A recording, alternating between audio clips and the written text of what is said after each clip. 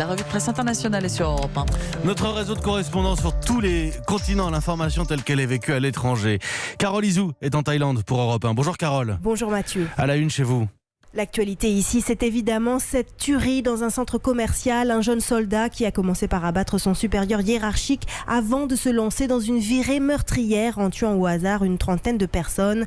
Dans la presse aujourd'hui, les survivants racontent ces longues heures passées sous des tables ou barricadées dans les toilettes, parfois avec des enfants très jeunes, à attendre les instructions de la police jusqu'à ce que le forcené soit abattu au petit matin. Un policier est mort dans l'assaut. C'est lui qui est célébré aujourd'hui comme un héros. Avec cette incompréhension, comment cela a-t-il pu arriver chez nous, dans une petite ville ? La Thaïlande a certes beaucoup d'armes à feu, mais jamais un tel déchaînement de violence à l'aveugle n'avait encore eu lieu. Sur sa page Facebook, quelques heures avant le massacre, l'homme déclarait sa haine des riches qui profitent des pauvres. Pense-t-il qu'ils pourront emmener leur argent en enfer ? Carole Izou en Thaïlande pour Europe 1. François Hume est en Côte d'Ivoire. Bonjour François. Bonjour Mathieu. De quoi est-ce qu'on parle chez vous ?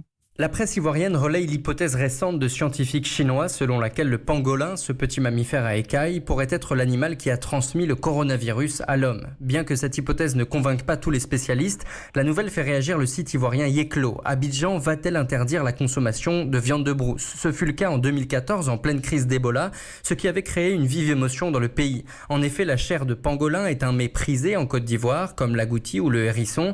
Mais le journal L'Inter rappelle qu'aujourd'hui le problème n'est plus la consommation traditionnel de pangolin, mais surtout le trafic massif de cet animal, un massacre, écrit le journaliste. En raison des vertus que la médecine traditionnelle chinoise prête aux écailles de pangolin, un commerce s'est développé entre l'Afrique et la Chine, causant la mort de plus de 100 000 bêtes et faisant du pangolin l'animal le plus braconné au monde. François Hume en Côte d'Ivoire pour Europe 1. Blandine Hugonnet est à Rome. Bonjour Blandine. Bonjour Mathieu. Qu'est-ce qui fait la une en Italie ? Ce sont les photos spectaculaires du traditionnel carnaval de Venise. Un cortège de gondoles, des masques, des déguisements multicolores, des jeux de lumière.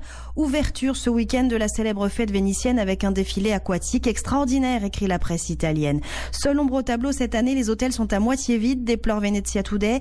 C'est la faute de l'Aqua Alta, le 12 novembre dernier, une marée historique qui a inondé Venise. 3 mois après, les touristes ont encore peur, rappelle la Stampa, mais le carnaval c'est une invitation au rêve et l'occasion d'une renaissance pour les Vénitiens, estime Il Sole. Ce week-end, les spectacles d'ouverture ont déjà rassemblé des dizaines de milliers de personnes. Une édition 2020 sur le thème de l'amour, car c'est ce qui nous unit toujours après les grandes tragédies, a expliqué dans la presse le maire de Venise. Blandine Hugonnet à Rome pour Europe 1. Nous étions en Italie, en Côte d'Ivoire, en Thaïlande. C'est la revue de presse internationale et c'est tous les matins.